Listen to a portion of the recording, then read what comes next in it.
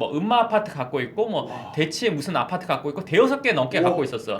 지금으로 하면은 몇백억대야. 와. 150억대 이상이에요 최소. 다 대박이다. 팔았어 근데.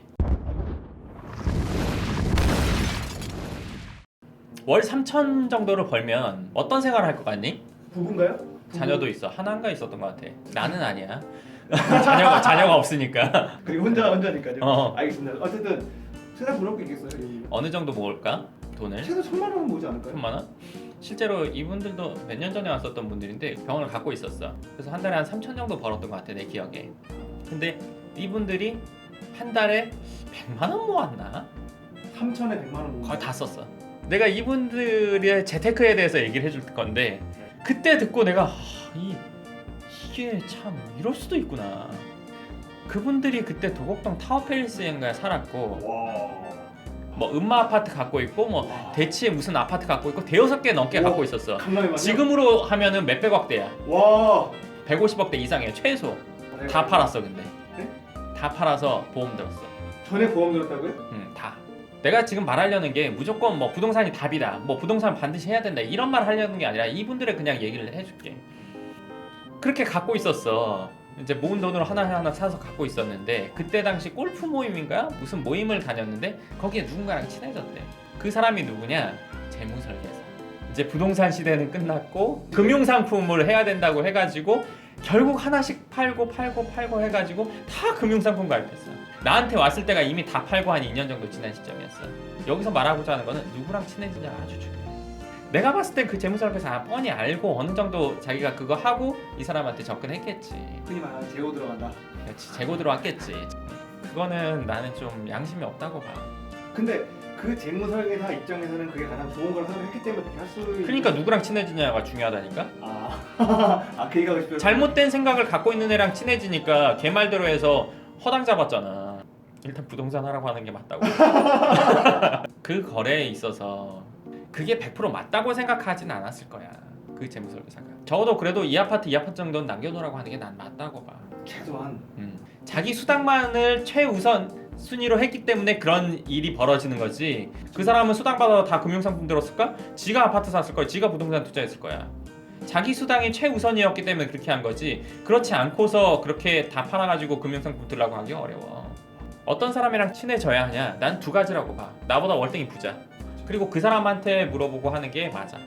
아니면 누군가를 재테크를 해서 그 사람들이 재테크 그 결과가 좋았던 사람한테 물어보는 거야. 너 금융상품으로 솔직히 말해서 부자 되는 사람 봤니? 보험 펀드로 부자 되는 거는 그 보험이랑 펀드를 파는 회사가 부자 될 수는 있어도 개인이 보험 펀드로 부자 되는 경우 봤어? 그런 금융상품 수십 개씩 든 사람도 봤지만 그걸로 수익이 괜찮네요 한 번도 못 봤어. 그런 걸 가입함으로써 사람들이 마음의 위안을 갖게 돼. 쉽게 말하면 나 다이어트 하는데 콜라 먹을 때 다이어트 콜라 먹는 그런 느낌. 그러면서 난 다이어트 하고 있다고 생각하지. 햄버거에 다이어트 콜라 먹으면서 감자튀김 다 먹고 막 이러면서 그런 위안은 될 수 있어. 금융상품을 가입함으로써. 금융상품 가입하고 있는 사람들, 많이 가입하고 있는 사람 특징이 뭔지 알아? 뭐 가입했는지 몰라 일단. 어느 정도 수익 나고 있는지 마이너스가 나고 있는지 몰라. 아는 사람 나 한 번도 못 봤다? 한 달에 얼마씩 나가는지도 정확히 몰라. 근데 자기가 제대로 모르는데 누군가 제대로 알아서 확실히 챙겨줄 것 같아? 밑대 확인하라 몰라? 신뢰하되 확인은 해줘야 돼. 확인하지 않으면 분명히 누수가 생겨. 재테크를 위해서 보험상품이나 금융권에 있는 상품들을 들었을 때 그 회사가 부자 되지 개인이 부자 되기는 어렵다고 봐. 그 재무설계사가 몇 명을 재무설계를 해서 그 사람들이 정말 좋은 결과를 얻었다 확인이 됐다면 그 말 듣는 거 오케이야. 근데 그렇게 되기 어려워. 왜? 다 장기로 들게 하잖아. 10년, 20년, 뭐 10몇 년 이렇게 들게 하잖아. 그럼 그 결과 그때 가야 알잖아. 그 결과 본인이 알 것 같아? 본인도 몰라. 안 그래? 그 중간에 그만두지. 그게 끝날 때까지 본인이 그 일 하고 있는 사람 극히 드물어. 근데 그 부분은 그렇게 된 거 후회하지 않는데 안 그럼 잠 못 자. 억울해. 내가 지금까지 많은 사람을 상담했지만 소득이 많다고 해서 저축을 많이 하고 자산이 늘어나는 것도 아니야. 적다고 해서 모은 돈이 적고 자산이 안 늘어나는 것도 아니야. 본인이 어떤 생각을 갖고 있고 내가 어떤 목표를 가지고 돈을 모으는지. 예전에 어떤 분들 중에 이런 분도 있었어. 남편이 공무원이고 외벌인데 아들 둘인데 전업주부야. 충주인가 그랬어요. 요분이 사는 데가. 그러면 재테크하기 어렵잖아. 근데 본인 집이랑 아파트가 세 채가 있었어. 드문 일이지. 처음에 내가 봤을 때 옷차림이 검소해 보였거든. 근데 그분 같은 경우 어떻게 했었냐면 아파트 청약 넣고 그 당첨되면 이제 시간이 걸리잖아. 잔금할 때 중도금 무이자 대출 되고 잔금 때까지 얼마를 모아야 되는 게 정해진단 말이야. 그럼 그 금액이 있으니까 최대한 안 쓰고 모아. 그럼 마지막 됐을 때 안 되면 계약금 날리니까 막 사방에 사정사정해서 뭐 빌려서 갚고 이렇게 해서 된 거야. 그러니까 돈을 안 쓰는 습관이 돼인 거지.